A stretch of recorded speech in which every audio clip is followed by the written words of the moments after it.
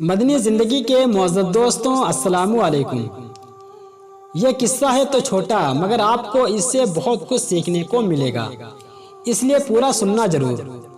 ایک بہت بڑے مہاتما گزرے ہیں، بہت بڑے بزرگ گزرے ہیں جن کا نام بہلول تھا۔ وہ ایک دن بازار میں کھڑے ہوئے تھے، کسی نے ان سے سوال کیا، حضرت آپ اور بازار میں؟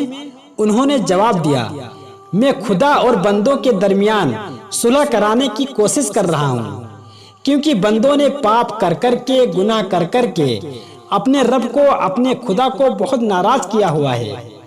لیکن دکھ کی بات یہ ہے کہ آج خدا ماننے کے لیے تیار ہے، بندے ہیں ماننے کے لیے تیار ہی نہیں ہیں۔